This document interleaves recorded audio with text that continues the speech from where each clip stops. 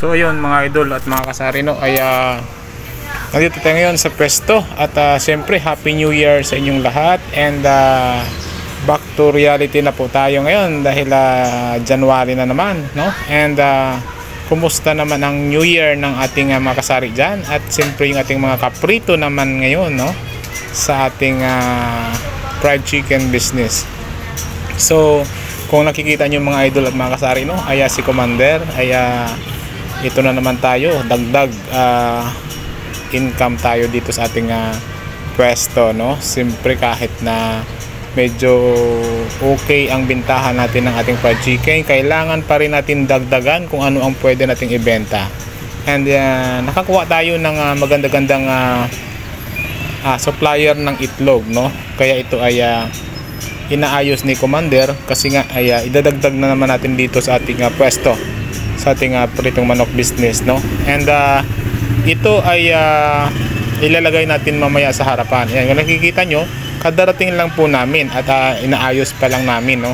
So pangalawang araw natin ito dito sa ating store, sa ating pritong manok business. Ayan, nakikita nyo ang ating mga paninda sa harapan. Yun yung itlog natin, ano, ay yan na lang ang ating idadagdag muna.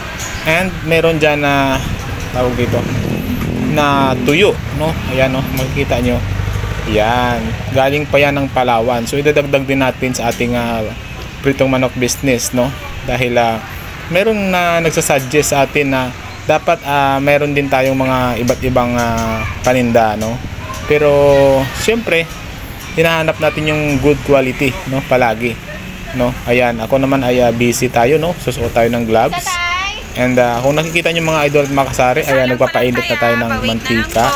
And ako naman ay susuot ng gloves dahil nga ay meron na tayong kailangan sakto lang ang pagbabad natin, no, sa harina. Dahil maliit ng naklase na coating ng harina ang ating ilalagay dapat, no. And para hindi siya ganun kakapal, no, ayaw ko nung makapal na harina.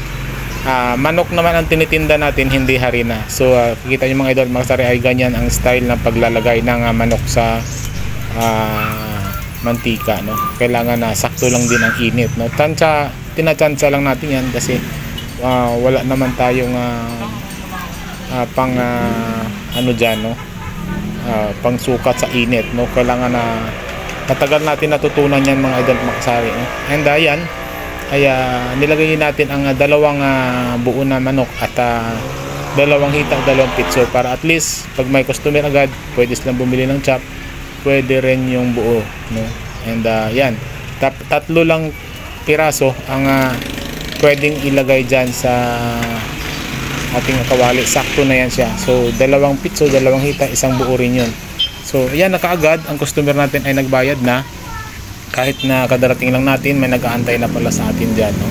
So yan ay buwan na mano natin, wala pa tayong luto. Ayan, makita nyo, wala pa talaga naka-display, kakaralagay lang natin dito sa ating kawali.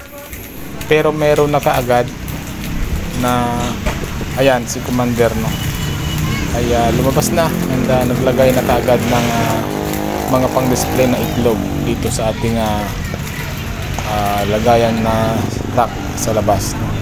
Kasi nga ay ito na yung ating unang taon ng paglalagay na naman ulit ng itlog, kasi ubos na yan, no. Matagal ng ubos mula pa nung nakaraang taon. So ngayon ay mag-start na naman tayo, at siyempre may mga nag-aantay na kaagad ng mga customer. Yan, no, sa tapat tayo ng 7-Eleven dyan sa may Paradahan Dos, sa Cavite. Tapat lang yan ng McDo, ay ng Andox. So hinahakot yan ni Commander kasi sabi ko, uunahin muna yung mga itlog para at least makakagalaw kami sa loob. So yung customer natin nag-aantay, and si Commander naman ay hinahakot, no, yung mga itlog. Ako naman kasi naka-station ako doon sa pagluluto. Si Commander naman sa mga chop and cashier. Siya yung cashier, siya yung nagcha-chop, ako naman sa pagluluto. Kasi yun yung mainit doon, eh. So dapat hindi siya makialam doon dahil nga pareho kaming hindi ng tubig, makahawak ng tubig kapag nagluluto din siya. So dapat cashier siya, din siya magcha-chop, ako ko yung sa pagluluto kasi para at least pagdating dito sa bahay makakahawak pa siya ng tubig kasi pagka nagprito tayo mainit, so ingatan natin yung ating kamay, no, mapapasma tayo. So dapat siya lang ang makakahawak ng tubig pagdating dito sa bahay, no. And ayan ay patapos na ang pag-display niya ng itlog. So kung nakikita niyo mga idol, ang ating pwesto ay inayos din natin yan bago tayo mag-open, no.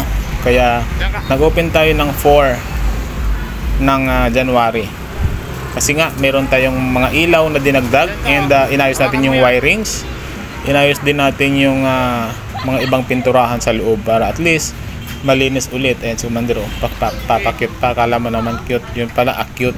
Yan, wow, sabi ko kasi sa kanya ay kukuhanan ko siya ng thumbnail, ayan, tsaka kasama yung tuyo, ayan, wow. Sana all. So ayun, nagpinicturean ko daw siya para sa thumbnail, so ayan. Ulit pa, ayan. Para sa thumbnail yan mga idol, no. And ayun, patapos na siya mag-ayos ng ating itlog. So yan lang mga idol, no, ay tatlong klase yung ating itlog,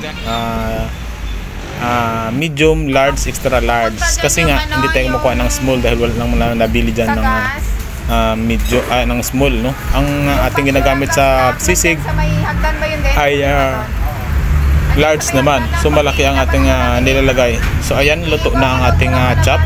Makikita nyo mga idol yan, at mga kasari, mga kaprito, ayan, makikita nyo mamaya kung gaano kaganda ang itsura ng ating manok kasi ay branded yung manok natin, hindi tayo kumukuha sa palipalengke lamang, no. Palengke marami na mga branded pero mas maganda na ayan, sakto ang lang pula, sakto ang harina. Yan ay quarter chop mga idol, no. Pitso at saka wings yan kasama pitso, then hita, no. Quarter lang yan sa isang manok, 4 na chop.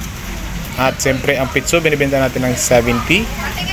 Ayan, 70 yan, no, malaki yan mga idol, no. And 1 kilo kasi yan, so ang kalabasan yan ay 260, ang hita ganyan din yan.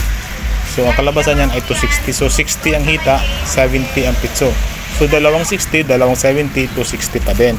So kung buo ang bibilhin, ganun din, 260 pa rin ang kalabasan. At siyempre yung buo kanina na dalawa na nilagay natin, ayan na, paluto na, and hahanguin na natin yan. Yun, no. Makikita nyo mga idol, wow, ang taba ng manok. Yan, walang buto, makikita nyo sa taas ng kanyang likod, no. Walang lumalabas na buto, mataba dahil branded ang ating manok. At siyempre hindi mahahaba yung mga paa, yan, maiksi ang mga paa dahil nga ay magandang klaseng manok ang ating binebenta, at pareho yung pagkaluto, yan, para at least maganda tingnan. Siyempre ayan na, may bumili na naman ng hindi, dito dumating yung ating pa-deliver ng gas kasi nga naubusan tayo ng gas. Ay nako, ang mahal pa naman ang gas ngayon, 900 na mga idol, mga kasari. Ito nga, magandang quality rin naman itong ating gas, no, kasi siyempre ang kailangan natin dito ay safety dahil nga ay gumagamit tayo ng apoy sa ating pagluluto.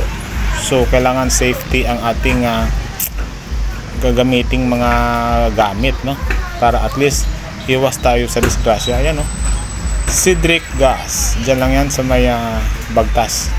So dyan tayo kumukuha ng pa-deliver ating ayun, tinatawagan pa kasi nga hindi pa pala naubos, dumating na. Kasi sabi ko mag-order na kaagad, dumating na ang bilis-bilis, ilang minuto lang nandyan na. Kaya hindi pa ubos, andyan na yung tangke. So paano ngayon yan, kukunin niya sa bahay yung tangke, no, doon niya na lang kukunin. And siyempre luto na yung ating leeg. Pangalawang salang natin ang liig, yan. Yan, ang itsura ng ating liig mga idol, binibenta natin yan ng 15 pesos bawat isa kasi branded naman ang manok natin. Kung hindi branded, kung palengke, pwede siguro 12 hanggang 13, pero sa ating kasi ang manok natin ay branded, and magandang klase naman ang ating mantika na ginagamit din.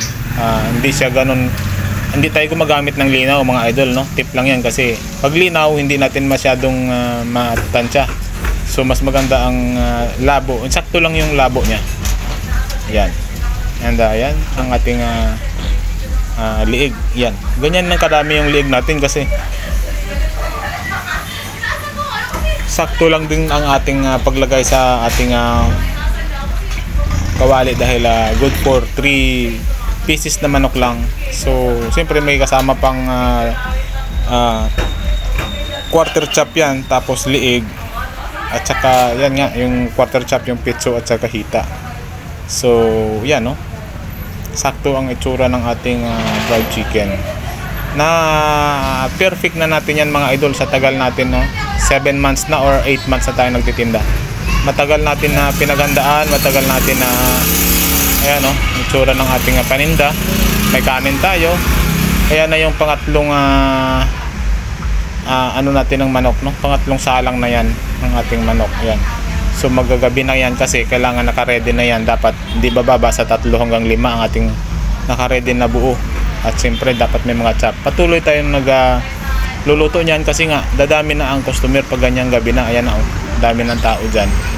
So madami na yan, maya magsibilihan na yung mga yan. Kaya dapat naka-ready na yan pagdating ng gabi, mga alas 6:30 hanggang alas 7:30 hanggang alas 8. Yan ang bilihan at napakarami ang nag-ano dyan, bumibili sa atin, no? Hindi lang tayo basta-basta makapag-video dahil nga nahihiya rin tayo at siyempre baka mamaya ano ang sabihin nila, baka sabihin nila ay kumukuha lang tayo ng basta-basta ng video. Mahirap kasi at saka busy rin tayo. So ayan, si Commander ay nagcha-chop na ng isang buo. May bumili ng isang buo. Ayan, oh. Yan. So quarter lang ang pa-chop niya. Pitso, hita. Quarter lang. Depende kasi minsan sa request ng customer. Minsan pang pulutan, minsan naman pang ulam or ganyan, quarter lang. Yun. Pag ganyan mga dumasari na Friday ay kasama ko si Commander dahil hindi ko kaya mag-isa dahil napakaraming customer. Hindi natin na mamalayan, kaya nandyan na naman nakapila. Kaya gusto ko nandyan si Commander kasi yung pagcha-chop at saka yung sa cashier siya na bahala. At least tutok na ako dun sa pagluluto and siyempre doon sa sisig, no, at saka sa manok natin. Siyempre maglalagay tayo ng free sauce dyan. Ang ating sauce ay tuyo, suka, kalamansi, sili, and may gravy rin. So yun, maraming salamat sa ating customers.